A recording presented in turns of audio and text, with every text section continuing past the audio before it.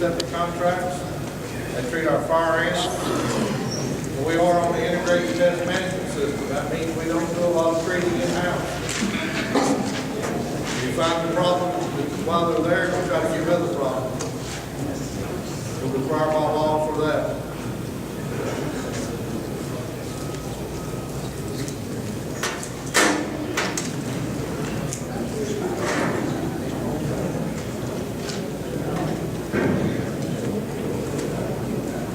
Scott's company gets rid of bats for us. They take care of groundhogs under a trailer at North. They take care of mice, rodents, anything we don't want from schools up there. People need to do that. Cockroaches. What about spiders?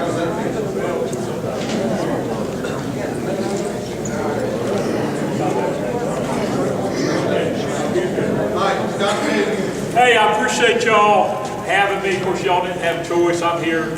I'll try to keep you awake. I've got two programs we're going to talk about. Like Gwen said, we've been working with y'all in one way or another probably for, I guess, 15 years or so, from chasing bats on, and of course we're doing the general pest. What I wanted to do today is talk to you a little bit about aliens in North Carolina. I thought that was a pretty cool spaceship picture. And then after that, we're going to talk a little bit about integrated pest management and some of the things on that. Anyways, what do I mean aliens? What we're talking about are non-native insects that have been introduced into North Carolina, and y'all really are our eyes. I mean, of everybody you're working with, y'all are the ones that are out there every day that can provide a lot of information to us, or know when to call, know when not to call, or know why something needs to be cleaned. And what I want to do is kind of get you up to speed on a few insects. Now, a lot of people say, that looks like a yellow jacket, and somebody say, no, it looks kind of like a wasp. But actually, it's a paper wasp. It's called the European or Mediterranean paper wasp. It's similar to the appearance of yellow jacket, but it's about twice the size. And wasps, these things build a paper nest, but what happens, they came in probably in North Carolina in the last 10 years. Typically found in Europe and China. The thing that's interesting, they're big time cavity nesters. They build nests in protected areas. So if you had something that's sitting around, for example, light fixtures, they give you parking meters under tiles, slate shingles, wood piles, bird houses. Y'all don't have probably a lot of gas grills. Nor, you know, how many people still hang their clothes out on the clothesline? You know, you think about it, not hardly, you know, that used to be everybody had a clothesline pole. Play sets, playground equipment, you know, anything that may have a hollow in it, gates, something to keep an eye open. And you know, early in of course, they start a new nest every year. So this time of year, we got wasps that are leaving the nest, and they're trying to find places to hibernate. And that, you know, as are a lot of other critters we're going to talk about. But like Wynn said, fire ants, y'all started getting fire ants in Davidson County maybe 5-6 years ago. And, you know, we really had some large populations in some of the schools. It seems that it's stabilized quite a bit, but, you know, we still got it popping up. The thing is, they actually came from Brazil, South America. Back in the 20s and 30s, what they suspect, you know, if they had ships that would come, what they do, they put, if it wasn't loaded enough, they put soil or dirt in there to keep it from, I guess, from tipping over. I don't know much about boats, but apparently they use it for ballast. And then they get to wherever they're going to port, what they do is take that dirt out and fill up the ship with cargo. Well, they put the head in the dirt, ants. And so these fire ants got started, and over the last, what now it's been 180, 90 years they spread. And of course, I can remember back in the 70s going down to the beach thinking, ain't no way that little could hurt that bad. And I stuck my finger down in there, which is, you know what to say, it's going to be dumb, got to be tough. And that thing lit me up, and I said, that was true. Well, the red border fire ant, they can have over 100,000 workers in one colony. You get reproductive that will come out in the spring and the summer. And they can cover, you know, it depends on which way the wind's blowing, but they can fly up to 10 miles, new reproductive. So you can see what's happened. They just are moving on. And now we've got them up in Guilford County, Forsyth County. Here before last, we had a bunch of work we did over Randolph County for them. So they're coming up now. They're not, being from South America, they're not going to be able to go to New York and live in New York and some of these upper state areas. But they say in Virginia, we're kind of north of us a little bit. So we're going to have them throughout North Carolina. They're likely to set maybe in the mountains. But of course, they're very aggressive, and they come in called polymorphic. They come in multiple sizes. And that's one thing, you get pavement in, so take a little dirt up in the cracks of the sidewalk, they're all the same size. But a fire ant, now of course, if you keep that thing at least a little bit when it's warm, they'll come boiling out. Of course, that's where we've had problems with kids getting stuck. So y'all are a big set of eyes for us, so that if you see something like that you suspect, let's get it called in, and then we can respond, and hopefully keep the kids from getting stung. Because some people are allergic to it. I mean, even if you're not allergic, it's still nasty. It hurts. It forms this little pustulate place on them. But some people are allergic, just like being allergic to bee stings. But you can see, we're somewhere in here, and they, that potential area, that blue area where they could go, all starting from here. But a lot of times, they got spread in plants, nursery stock.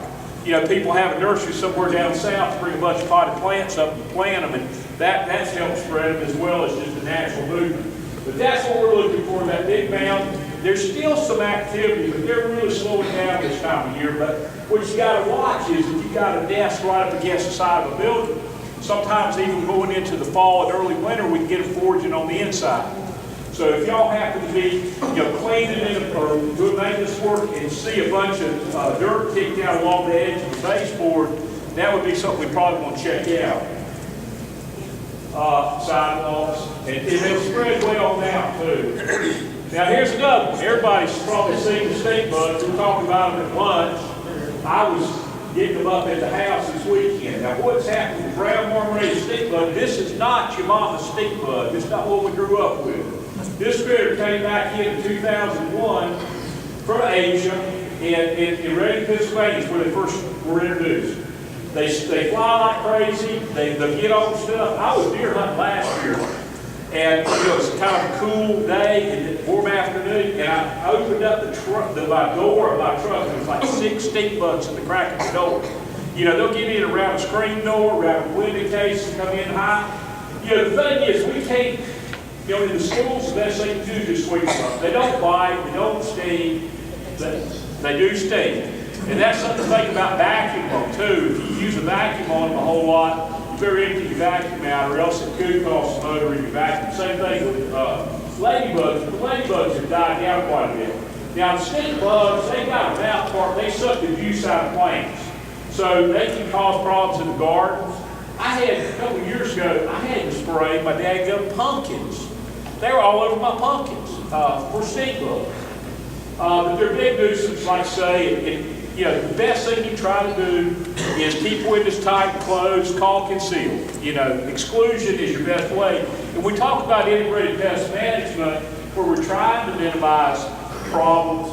A lot of what we talk about is exclusion, which we'll look at a little more. But that's, they get on your tomatoes, they get on your plants, they end up coming in by the bazillions. And I've literally seen houses where they've been in there by the thousands. And, the best thing to do is get you a good shot back and have at them. But we can't, we can't treat and kill them. A lot of times we'll do it homes, treat early in the fall on the outside. Another one that is a new critter on the block is the kudzu bug. Now, a lot of people up north don't know what kudzu is. We are blessed here, locally to know what kudzu is. These critters here, they're native to Asia. You got a lot of critters from Asia, don't they? They were first found in 2009. That's only 5 years ago. And they're expected to be introduced at the Atlanta airport, and just 5 years. And they're stink bug. They're cousins of stink bug. They almost smell like some kind of stinky cheese. They're about the size of a ladybug, body-wise. I had a couple in the house because our neighbors have got kudzu, a big kudzu patch. They feed on kudzu, but also they can be an agricultural pest because it gets into soybeans and also wisteria.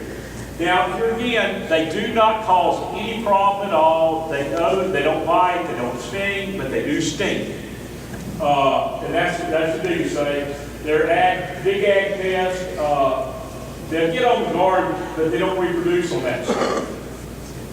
They migrate in as they do. Now, what's kind of interesting, it's amazing, guess where the Atlanta airport is? 2009, it's like about right there.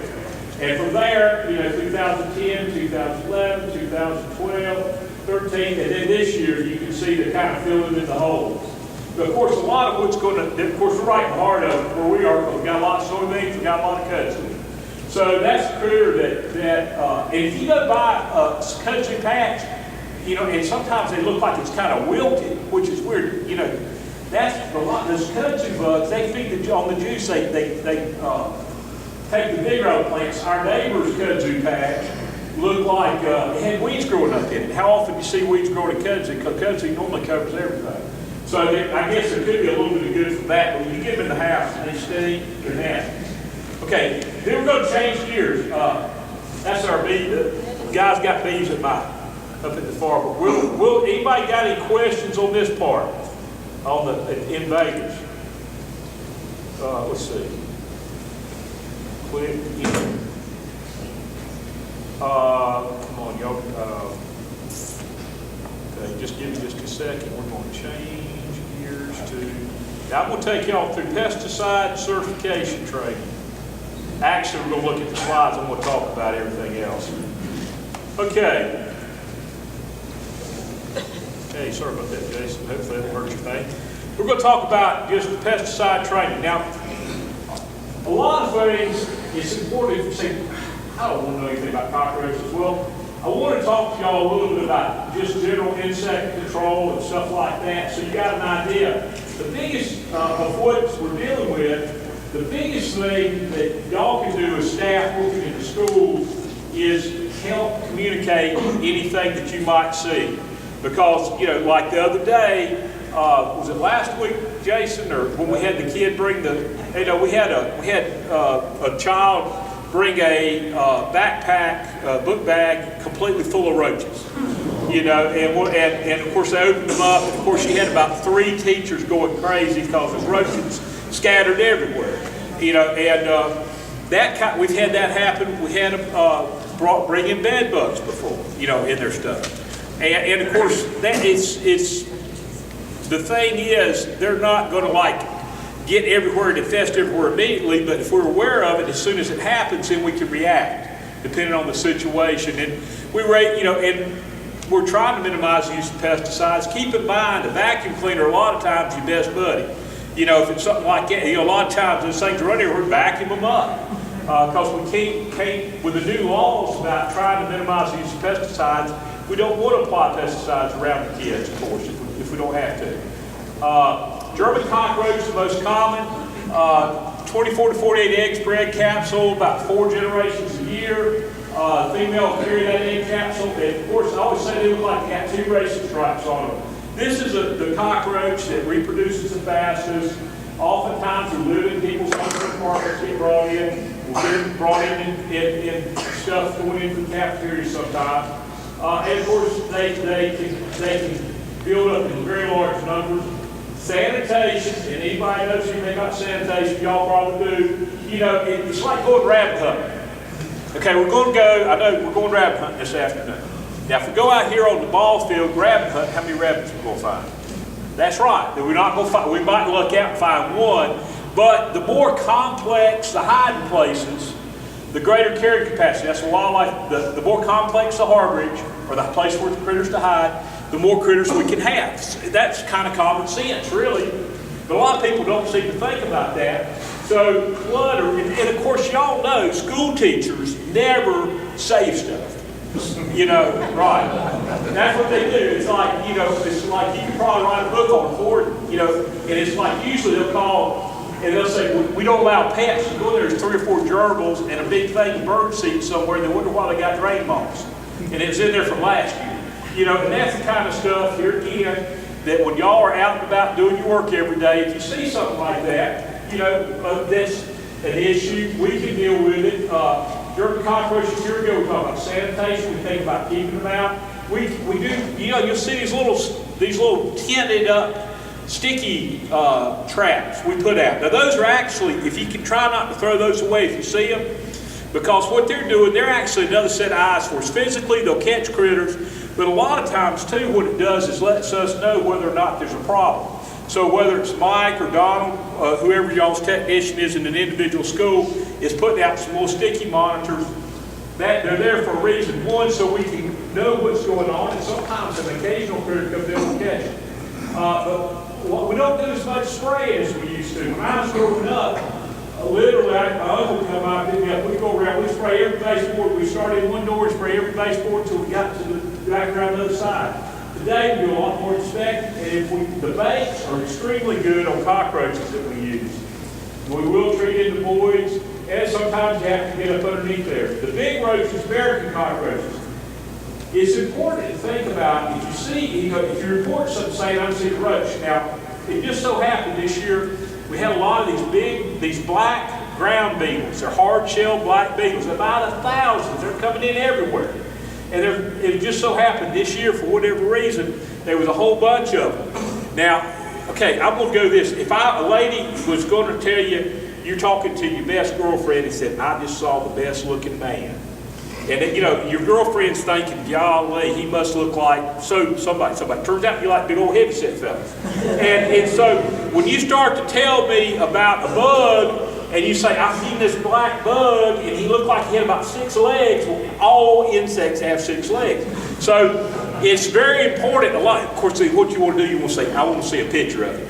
But, this day and time, though, seriously, cell phone, you got your smartphone, most people do take a picture of the critter, you can email it to us. Or you can send us a sample. That's really important a lot of times, because it's just like dogs. Okay, now we talk about dogs. A little black dog, you get a black dog that's going to be a Labrador Retriever, and you get a black dog that's going to be a mutt. They're totally different kind of critters. So we talk about a little bug, a roach. American cockroach lives in sewers.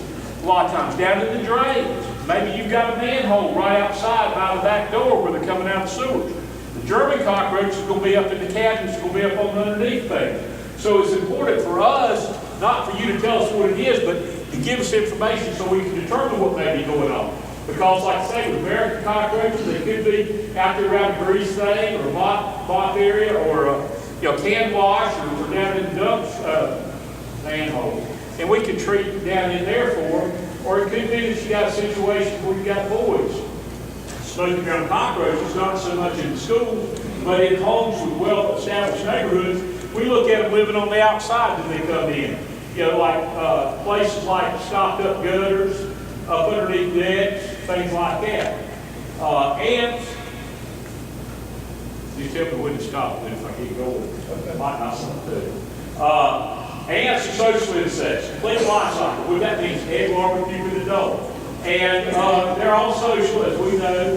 And a lot of times with ants, here again, they're going to come in because kids never spill anything in the schools, as you know, also. And there's always something on the floor for them to eat, no matter how often you clean up, it seems like. But a lot of times, if we can trail them back to where they're coming from, we try to get to the source. That's what we try to do. And y'all, when you report stuff, the more information, you don't have to write a book, but if you can give more information, the more helpful it'll be to the technician. Of course, a lot of times, our guys, if y'all are in a custodial maintenance position, our guys will try to hunt you up. But if any information you can provide, a lot of times it leads back to the critters. Y'all need to know about identification. They've got a couple different humps. Pharaoh ants, we had those. That's what we had over in the administration area that gave us such a fit. We finally got those made and then doing some non-repellent treatment. But there are baits and there are sprays available for ants. But here again, if we can get them with baits, we'll do that. There's a lot of different types of ants. What we're going, of course, is looking for food, and we're looking to see where they're going to. And a lot of times you can trail them back, and we can trail them back to where they're at. Of course, a lot of times it'll be out in the shrubs and things like that. They suck the aphids, suck the juice off of plants, and they produce honeydew, or a little sticky, sweet stuff that gets on your car in the summertime when you park under a tree. That's actually coming from the aphids and ants. That'll attract ants a lot of times. But now, not only ants, but a lot of other critters. If y'all happen to, y'all, some of y'all maintenance folks, or everybody custodian, okay. Well, we can blame the maintenance. You got always say the plumber's rule. You know, the plumber's rule is 3-inch hole for 1-inch pipe. And, you know, we don't think about that a lot of times, but caulking goes a long way, or sealing. You know, whether we're thinking about mice this time of year, mice coming in. You know, if you see a door threshold that's got a huge gap under it, you know, we haven't had too many snake calls. This time of year, though, the mice and the snakes, if you're a snake, it's getting cold, you want to find a place to get in. And if they go along the side of the building to find a gap, they're going to come in. Same thing with mice. So a lot of times, you know, where there are pipes, simply using some steel wool or some caulking, and seal those openings up. And of course, if y'all don't have that much of this kind of stuff going on, but now one thing we have had is, you know, this wood mulch, throwing that up against the side of the house or the buildings, y'all probably don't have too much control over that, but it's best to avoid that type of thing too, not only for termites, but also creates a great place for other insects to get. The ants, for example, that's a great place for them to enter. Let's see, of course, here's, we're talking about control. Here again, another fire ant mound situation here. This is, you can see this is outdated because,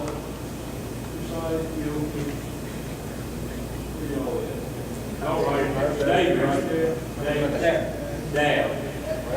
I ain't got my glasses on, so anyway, y'all, you can see right there it is. Okay. Well, you know, now it's all, since this was done, it's all up into here. Yeah, I can't. I don't know if it's out of focus or just my eyes are not focusing on one too. And of course, the same thing, the same. Now, what we do, we bait a lot. We've got two types of treatments that we can do. If you ever see us out with the four-wheelers, we've got broadcasters that go on the back of an ATV, and we can actually use Google Earth. It's pretty amazing what you can do with a computer and calculate the acreage in sections around the schools, so we know exactly what to put out when we dose. Now we think about other critters, biting and stinging. Of course, now if you see a nest this time of year, there still could be some wasps on it, so you still want to use caution because a lot of times this time of year the workers are dying out. Same thing with yellow jackets, they're dying out. But if you notice late in the afternoon they're getting active still. But so once you get past Thanksgiving, most of the time, if you see a nest, you know you're pretty good at knocking it down. But until then, paper wash, yellow jackets, bumblebees, and hornets do not reuse the same nest from year to year. What they'll do is use similar locations called, you know, like if you got an old barn, you know there's always going to be a wasp nest in the barn because there's plenty of cover for it. But that's not really the same critter. So what you want to think about is if you see, really the time we want to watch for wasp nest is in the early spring. It's a whole lot easier to kill one or two than it is to kill a great big old nest of them. So if we can catch them early, and here again, that's something, if you see something like that when you're outside, especially around the doorways and entryways where kids are going, let us know. We can get them early before we get a lot of critters. And of course, there's always, people say, especially yellow jackets, they'll say, they must have just started. Well, they've been there all year, but you know, usually they won't get you until later in the summer because they won't actively defend the nest. That same is true with wasps and hornets. So sometimes you'll have them in a place going undetected. Like with spiders, you know, they're around. They're a lot more common than one would think. The bottom line is if you got to clean up something where you can't see what you're picking up where it was. Ticks are very common. Luckily, we haven't had too much problem here. They carry a lot of disease. And of course, up here in the upper right, that's the bed bug. Wasps die in the winter. Of course, pollination. Honeybees are the pollinators that are a big issue right now. And here again, paper wasp. What will happen this time of year? You may look at the nest and look empty. They'll get on the back on a cool morning. They'll be on the back side of that nest right now. But they're thinning out pretty much. But literally, don't be surprised. You look up there early in the morning. There's none there. You come back in the afternoon. They're on there. And we're just right in the twilight of that. But then in the spring is when they'll start rebuilding. Same thing with hornets, bald-faced hornets. Yeah, your free open nests like that. They're just about out of those right now. So if you see it, but if I had a nest and I was going to bring it in, you know, like your school teachers got one because they bring in stuff all the time, it'd be best to keep it outside for about another month or so, just to make sure they're all out of there before you bring anything in. Yellow jackets, coming in the ground. The reproductives are big. In fact, those look like reproductives. They will come in this time of year looking for a place to hibernate, as will the reproductive paper wasp. Somebody say, oh gosh, I got a nest of wasps this time of year. What it is, the sunny side of the building where the afternoon sun hits, the southern or western exposures, they stay warm longer, and it's not uncommon, if there's gaps around the edge of a roof line or around the door, window casings, these wasps will come in just like your stink bugs, ladybugs, and country bugs. And they're and sometimes you get the big old black flies coming in, trying to find a place to hibernate. So what we're thinking about is, where can they come in? And if we were treating, we would try to focus on the outside. If somebody's ceiling, we would recommend that. Honeybees are, we'll get instructions. Here again, if you've got anything like that, you want to call us. There's a big initiative now. Honeybees are struggling. There's a lot of diseases affecting honeybees. There's a lot of restrictions going in place using pesticides around where honeybees forage or get nectar. So, we try not to kill them if we can help it, but if they're in a wall void, a lot of times if there's a threat from a sting with kids, we may have to go in and take them out. If not, we'll try to go with a beekeeper if they're in a place to get to them. But bumblebees are great pollinators. You don't see too many bumblebees around the schools too much. Cicada killers. We've had a few schools where you've got these big wasp, hornet-looking critters that bore in the ground. And we'll usually get them in the spring and early summer, and then on up into midsummer. They usually, like a cicada killer, go out and sting and paralyze a cicada and dig a burrow where they go in. They look nasty, but literally kind of like a dirt dauber. The only way they're going to sting you is if you grab a hold of them.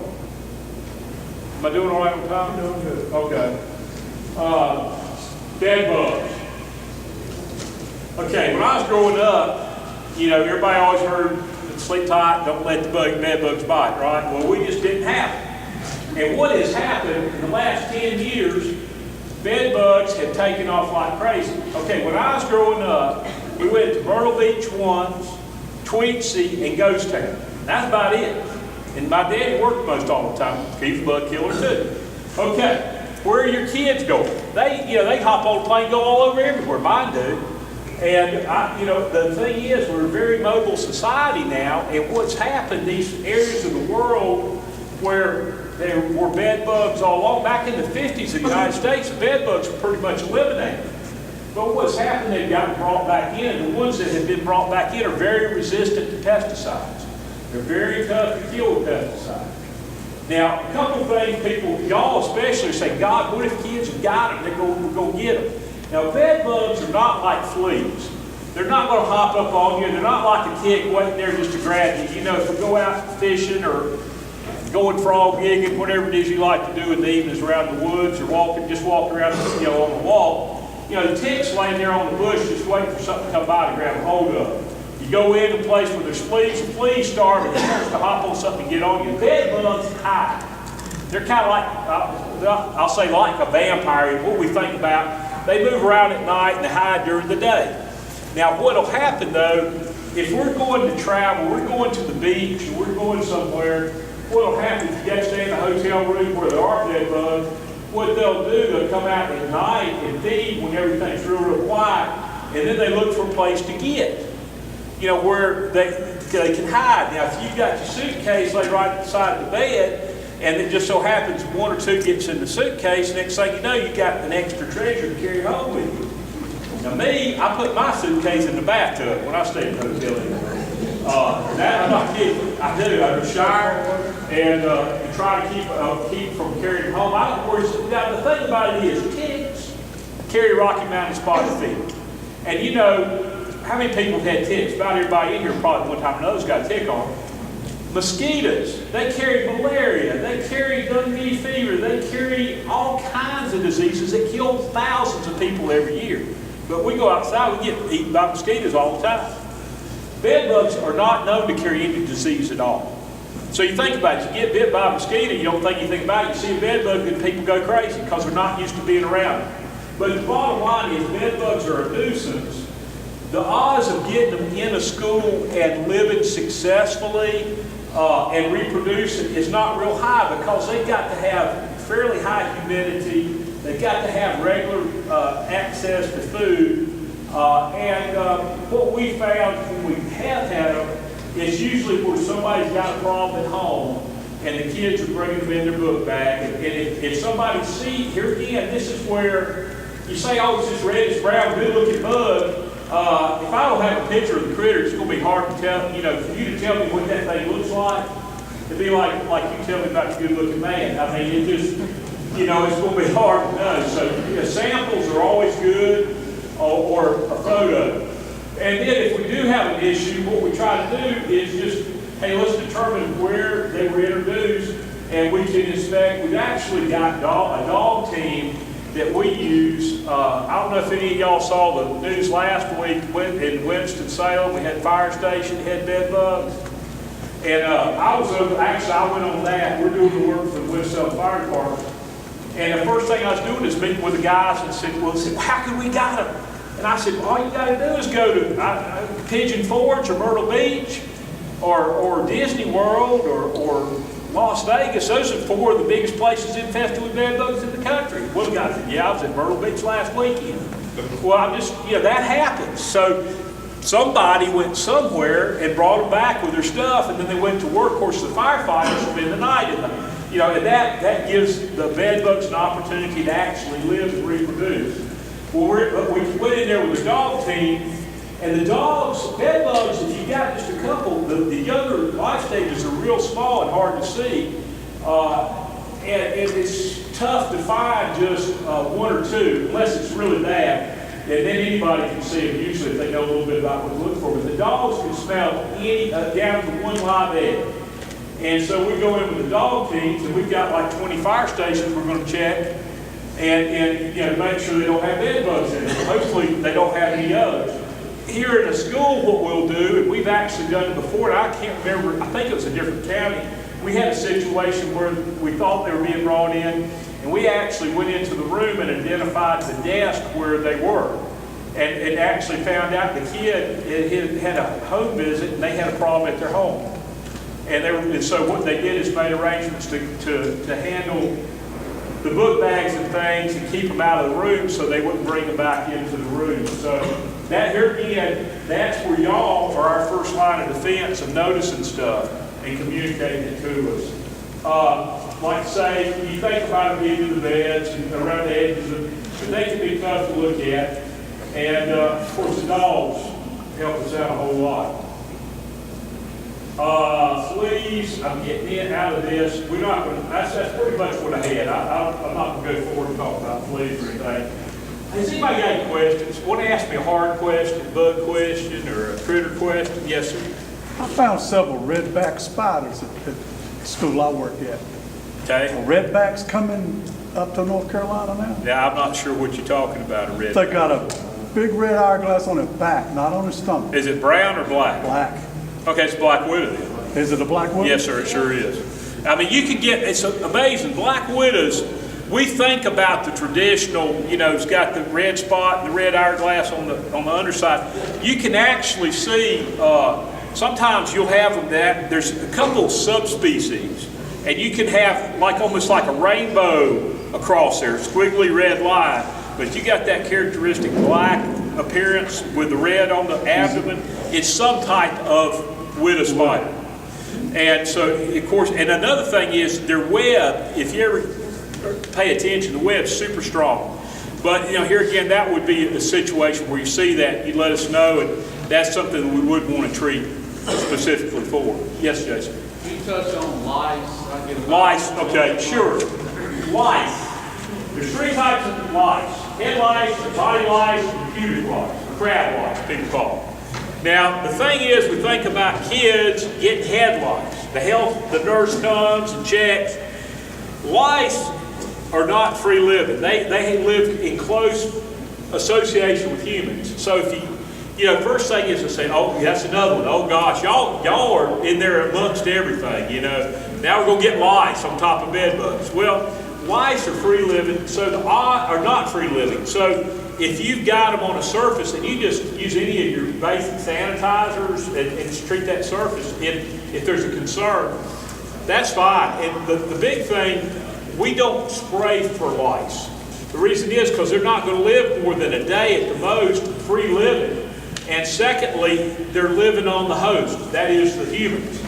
And so the thing is, if you see something that is suspect, you know, they say up to 5% of all the school children in the United States either have or have had head lice. That'd be 5 in 100. You got how many thousands of kids? I don't know that it's been that bad in y'all's county, but you know, you can get outbreaks. And rarely are they're spread with the kids sharing hats. Years ago, I had the Jewish day school where the kids wore the yarmulkes, little beanies, you know, going to church service. And we had an issue there where they said, oh gosh, y'all got to come here and spray. I said, no, what y'all need to do is launder all the headwear and vacuum good, and that's all you got to do. So a lot of people want us to spray, and that's the last thing you want to try to do, really, because what you need to do is wash and dry. The other thing I didn't mention about bed bugs, God, you go into the beach. Now I'm going to Myrtle Beach, now I don't want to go. Now I go, when I come, the first thing you don't want to do is carry your suitcase to the bedroom, throw everything on top of the bed. What you want to do is take everything and run it through the dryer. 25 minutes on the dryer cycle will kill your bed bugs. Okay, 25 minutes in the dryer on hot. You know, washing doesn't kill eggs, but the dryer does. But basically with lice, you don't need to be concerned with treatment. And once again, it would be a very unusual thing. Now, if you had a kid that had head lice and you say, let me borrow your comb, or let me borrow your hairbrush, or can I wear that hat? That's where, you know, family members will get them from one to the other. You know, sharing a hairbrush or sleeping in the same bed, that kind of thing. That's how you're going to get a transfer rate. Yes, sir. Can you go over the green notebook? Oh, the notebooks. Yeah, y'all got, in each school office, y'all got a pest logbook or notebook. And what that's for is to report what kind of critters that are going, you know, any kind of pest sighting that may have taken place. When our folks come into the school, what they do, they always, the first thing they do is check into the office to let everybody know we're there. The second thing they do is look at that notebook to see if any critters have been spotted. You know, because, I mean, if y'all see something that's not an emergency, we can't just come every other day out to the school. But if you see something we need to be aware of, you know, it's not an emergency, be written down in there. We're going to check it. And here again, it's real important to report that so we've got a record. Now, what we have to do to keep up with this program, integrated pest management in the schools, what we have to do is write a response. We have to document what was done in, you know, because something was reported, what action did we take? And that's real important. So that helps us a tremendous amount if y'all will document that for us. I'm done. Thank y'all. Thank you. Thank you. Any more questions?